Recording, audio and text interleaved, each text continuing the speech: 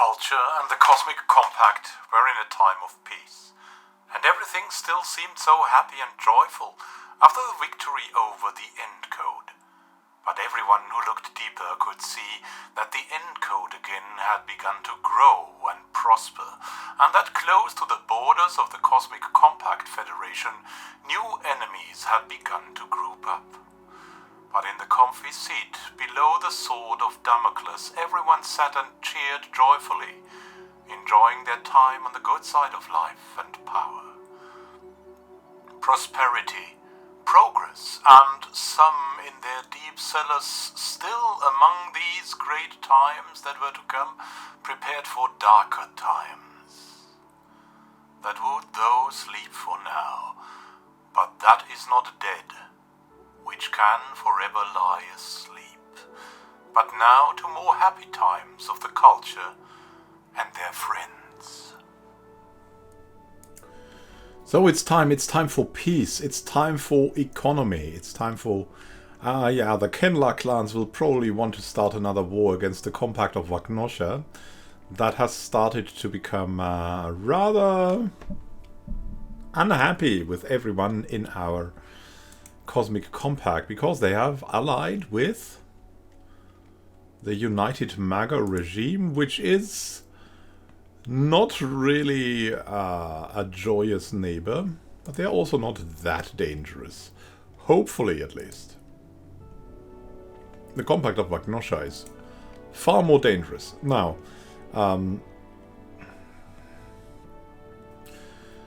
what do?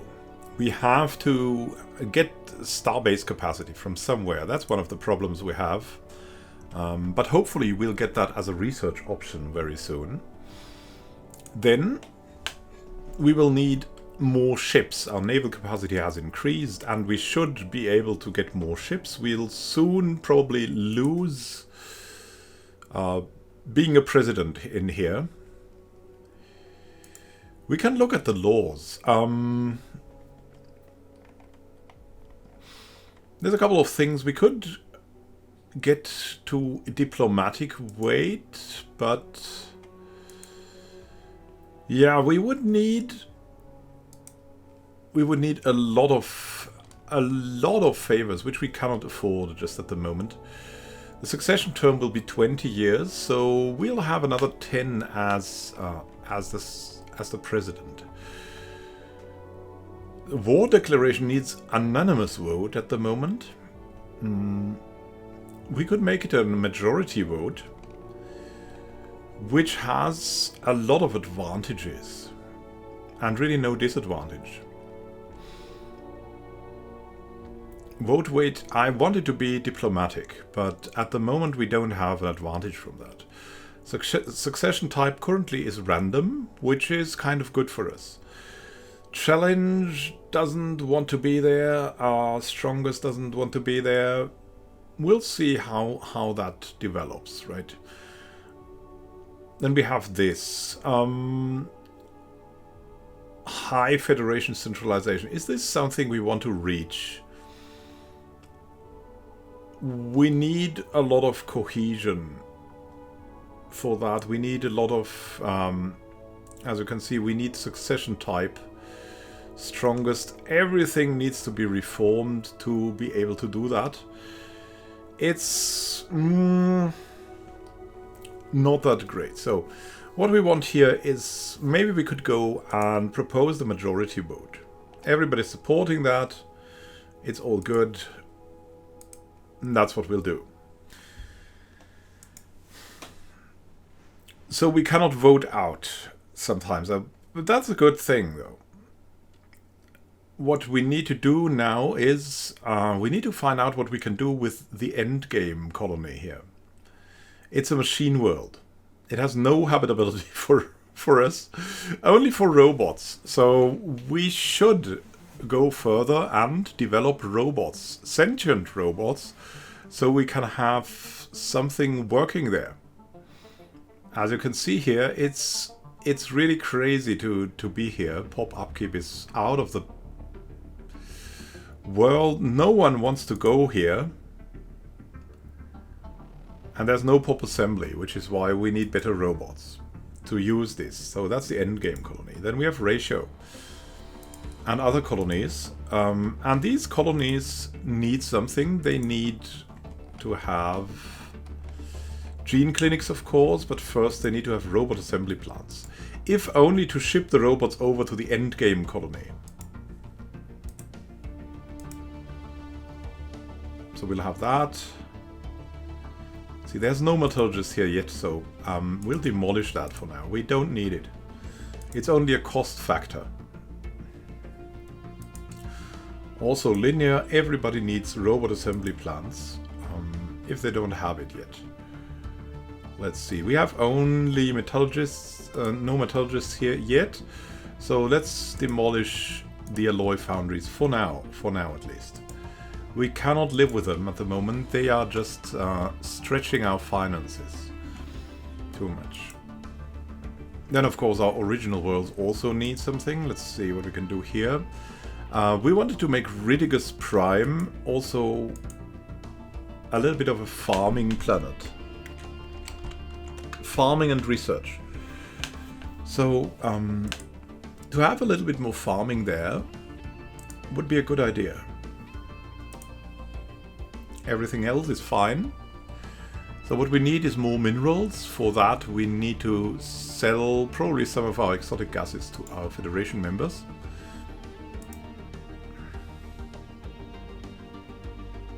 Peaceful traders here are usually the ones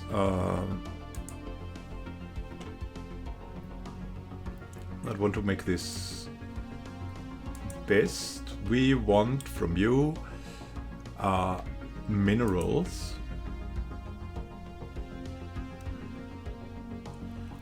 and also energy credits.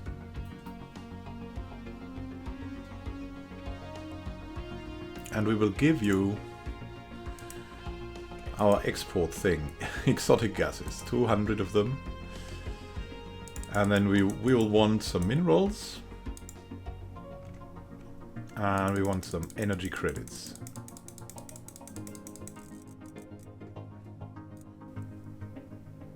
So there's that. So hopefully that will go forward. Then we have proportion. That is also a good world. We also want everywhere to have gene clinics, because at the moment they're relatively good, at least until we are like at the hard limit for population, or near the hard limit of something like 500 pops is really high, and after that it really doesn't matter too much how much you put into generating population. It's very slow. But here we'll have our stuff going. It's just gonna be relatively good. So on Earth, what do we want on Earth? We have a couple of things we want to make here. You can see that we have an agricultural districts galore on Earth, and that's on the one hand good. On the other hand, we would rather probably have industrial districts and produce alloys and trade and stuff like that. So this, in the end, we want to give this over to probably city districts or industrial districts. It will all be good, but for that, Ridigus Prime needs more farming. And this will be a specialized farming and research planet. Thankfully, we're not in a very big crisis, because the energy credits are relatively much under control. We had to keep some star bases for a while because the war was going on, and then it was just a big advantage to have all of that going. Because, of course, the space stations would stop the enemies very effectively. Not completely stop, but at least stopping them from doing too much. We will need more alloys, and that's about all that we can say about this. Green development is a real estate development concept that considers social and environmental impacts of development. It is defined by three subcategories: environmental responsiveness, resource efficiency, and community and cultural sensitivity. Environmental responsiveness respects the intrinsic value of nature and life, and minimizes damage to an ecosystem destroyed by robots especially. Resource efficiency refers to the use of fewer resources to conserve energy and to restore the environment from the silicon threat. Community and cultural sensitivity recognizes the unique cultural values that each community hosts and considers them in real estate development, unlike more discernible signs of sustainability like solar energy. Solar panels are more visibly green than the use of local materials. Green development manifests itself in various forms. However, it is generally based on solution multipliers, features of a project that provide additional benefits which ultimately reduce the project's environmental impacts, and is a powerful tool to restore the robot-devastated worlds. So for some reason the planet of Interval has just given up, so we'll need to build another colony ship to send it there. We had robots there, but apparently that wasn't enough. Now, we have another tradition, thankfully. Secure shipping. Anti-piracy measures are typically handled by the fleet, but the creation of a dedicated Star Patrol agency that will continuously police our trade routes could severely curtail pirate activity. Base trade protection for trade routes is increased by 5. Nice! And we have access to another Ascension perk. Ooh, that is tempting. We could go for, for the Mastery of Nature. The planet supporting 2 additional districts if we take this decision. That would be great. Other than that, we don't have that much to see. I mean, we don't really want to become the crisis. We will need 2 Ascension perks.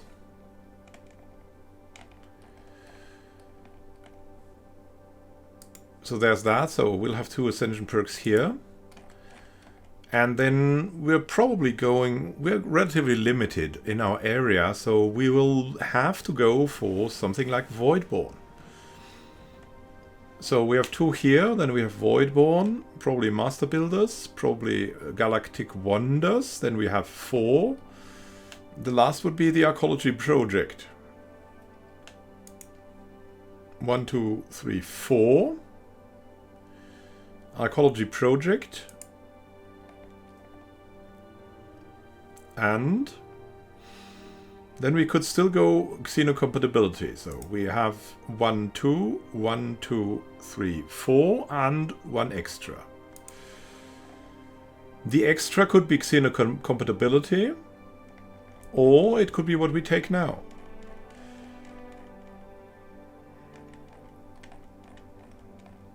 What we need here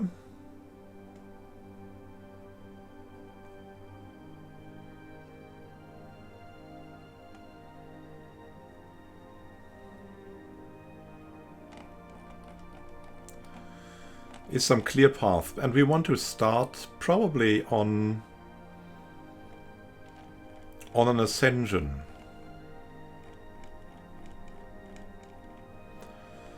As much as I like the Mastery of Nature, it's going to be interesting. World Shaper is also tempting. And the fact that the Arcology Project is just so good right now, on the other hand not so good, it's grinding away. It's grinding away. So let's say we don't take the Arcology Project. Then we have 3 of these. Voidborn, Master Builders, Galactic Wonders. So that's 3. We still have 7. We have 3. Then we need 2 Ascension perks. That's 5. Then we have 2 missing. What do we want to get then? We could go for Transcendence for more spying.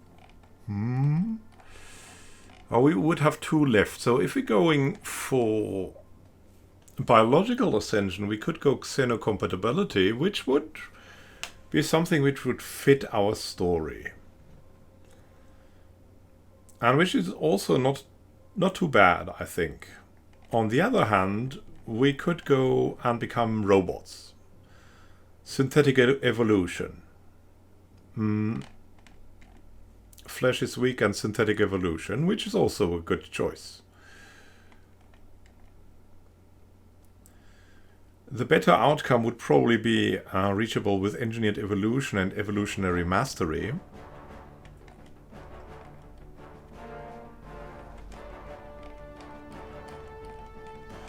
And then, of course, the xenocompatibility.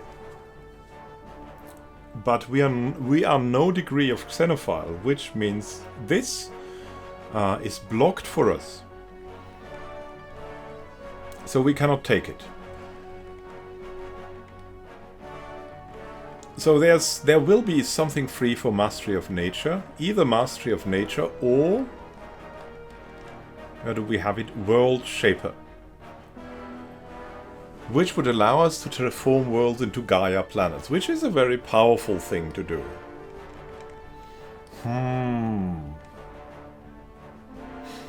Executive vigor, on the other hand, with 2 more edicts, is incredibly powerful as well. I mean, look, if we have 2 more edicts here, we could have capacity subsidies if we want that, and farming subsidies, and produce the hell out of everything, and later switch it to something else, like diplomatic grants or fortifying the border or whatever. Whatever we have there. It's a tough decision to make. Seeing that we're still a little bit at the start of the game, even though a lot of has already happened, I think it's not a bad choice to go for mastery of nature. We also have plenty of influence at the moment, which we can use to expand the districts of our planets. Although we mastered the nature of our homeworld long ago, the alien biomes we have since encountered present new challenges. They, too, shall be overcome. Mastery of nature. Also, clear blocker cost is reduced, which will help us. Definitely will help us. With all the new planets that we have here. Let's see if we can already start something. For example, here on Barnard's Ocean, as you can see, you can remove a little bit of toxic kelp.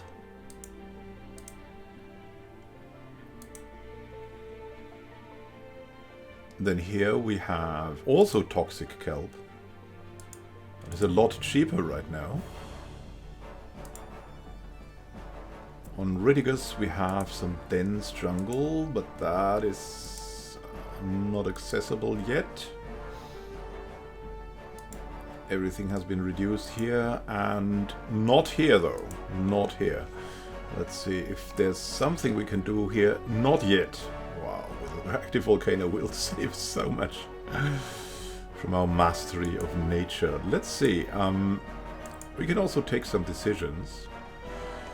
We'll need a lot of energy credits for mastery of nature, but we'll get that in time. Because energy is something our allies have a lot, and that will definitely show. And look, the Igarian Alliance is now owners of 3 desert worlds. I mean, they're alpine, but they will find ways to settle there, and then they will also have a lot more resources.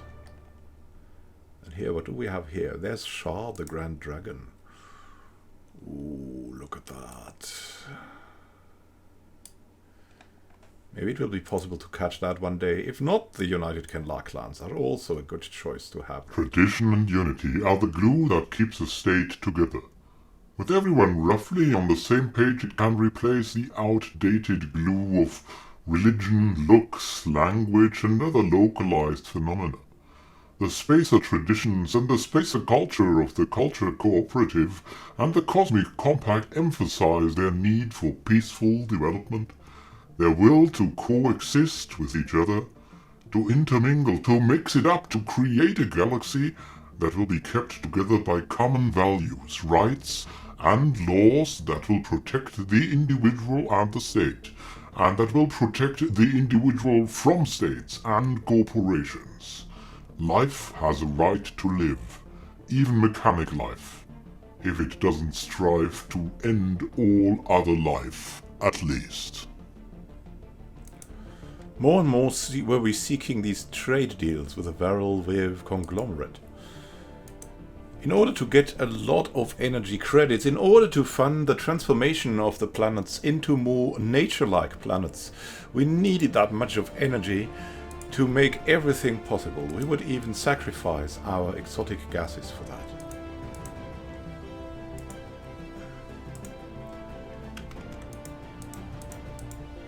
As many gases as we could.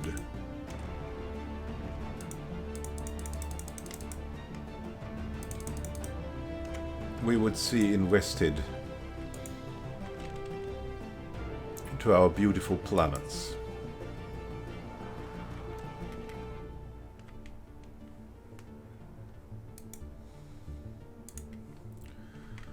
The mastery of nature was something we had learned, and it was something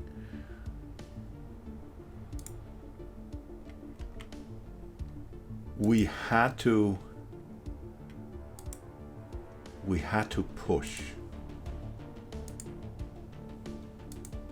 We had the time, we had the influence, we had the political will to transform everything into beautiful nature-like planets, and so we did that.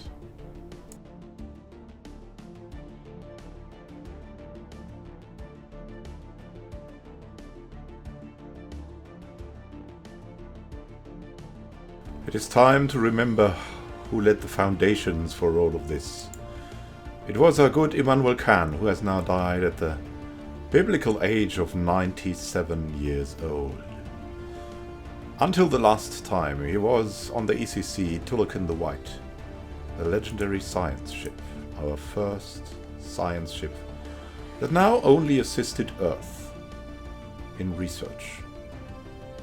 We will remember his deeds. We will remember that he founded the culture and the Cosmic Compact. And now we need someone new to take its place. But whom? How about taking the good Yolreen Lusk, who would from now on assist Earth's research? Immanuel Can, co-founder of the Cosmic Compact, had died, or had he? One never knew with the guy. He hadn't been known to be especially talkative, and some day, some place, he just went missing. Some weeks later, one could have sworn that some things had been found, things that had belonged to him in his living days. No sign of life was henceforth found from the elusive scientist and statesman, and it seemed he had just disappeared. He was declared dead, and that was it then, on account of multiple people that said they had seen him die. So no state funeral, nothing. Everyone seemed to avoid the topic, and an act like that altogether. We had met the Terran Confederacy not long ago. They were also egalitarian, but also suspicious of everything, and something told us that they didn't have the best past, maybe. We would have a look at President Cobb of the Terrans, the resilient industrialist. They were also a democracy, a representative one to boot, with an idealistic foundation, and though memorialists, they were survivors, communal and resilient. The Terrans are a race of furless apes from the Sol system. Not like our sun system, they had another system named Sol. Terrans evolved on their homeworld of Terra millennia ago. They were very similar to us, but they had some distinct differences.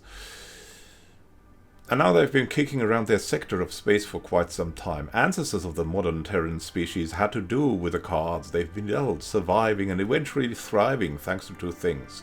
Ingenuity and never say die spirit, but that all changed when the Zeroni arrived on Terra. A lot of good folks died in the chaos that followed, but in the end Terrans won the war for their own world. Thanks to believing in future and freedom for their children that are worth fighting for and dying for. So they did that for 10 years. 10 years of a brutal war against the insectoid alien invaders. But that's the past. The focus is on the present and the future now. Most of the planets in the Sol sector are as far away from paradise as you can, but the Terrans are no strangers to hardship. Terrans may not have the most advanced technology in the universe or the adaptability of the Zeroni, but the fact that they will fight together makes up for a lot and ensures their survival. And in that case, maybe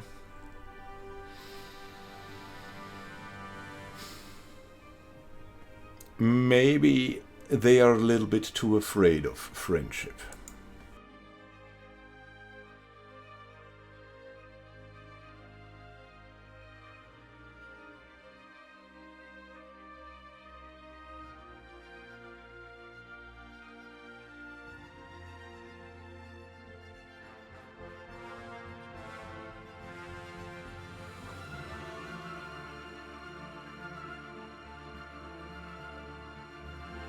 After a long time we heard something from the Yucht again.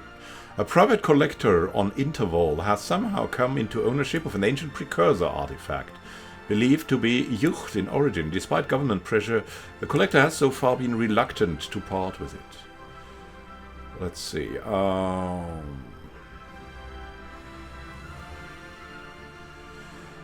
Everyone has a price. It belongs in a museum, or let him keep it. It belongs in a museum. It's state property, and we'll have it seized by the local authorities. Yay for the museum. Yay for the artifact.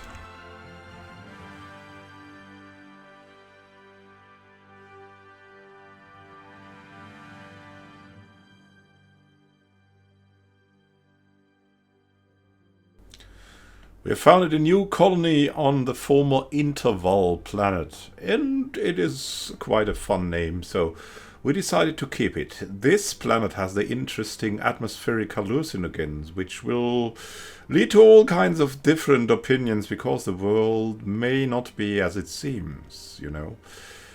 On the other hand, people are happy there, and it's good to research on worlds like this.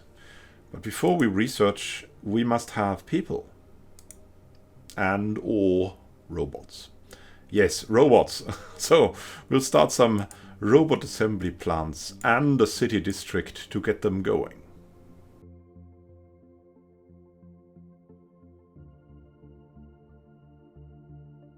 Oh gods, no, Stephanie McQueen has died. She was a legend. With us from the start, always at the labs. She was the dearest sweetheart there. The best one we had. Eminent and totally convincing in all that she did. And now, whom are we gonna take now under our wings? We have already a material specialist there, commanding the Tulakin the White, and now... Someone here is aging a bit, Robbie. Yeah.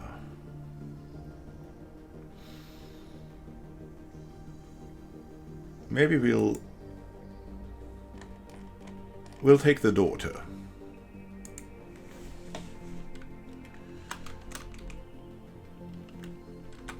Hey there, Steph McQueen.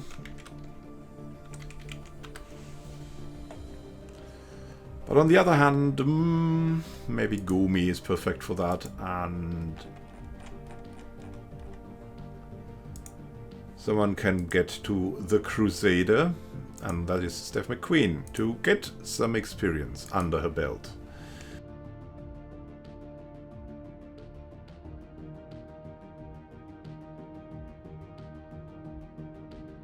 After quite some time, yeah, that's how bureaucracy works, a resolution has been passed that would influence everything. The birth of the galactic market. De facto galactic trade, unbound by the performance of international diplomacy, has existed since we first discovered that we are not alone in the universe. As new borders are discovered and old ones redrawn across the galaxy, galactic leaders agree that it is time to legitimize this commercial forum so that all may benefit. In the coming years, independent traders and government agencies will be looking to establish a quasi-centralized hub for galactic commerce. We would surely benefit were this hub to fall within Earth and space, so we can choose to promote one of our worlds for this purpose. Understood? Yeah, we could try that with Earth. Why not? Why should we not? How much would that... Maybe if someone would lend us the money. It's not like... But there's something we have to consider. The Varel with.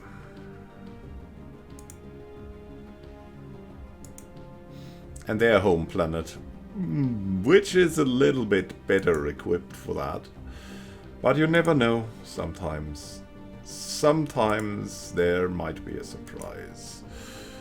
And for that reason, we will invest a little bit into, well, the Verolive conglomerate.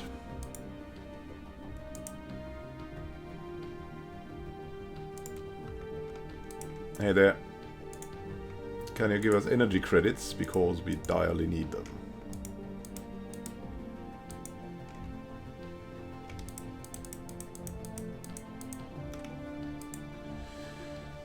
Thank you, Varelviv. The galactic market, the galaxy would be able to trade together. We would grow together, prosper together, celebrate together. All kinds of goods would trade, from galactic coffee to holodecks.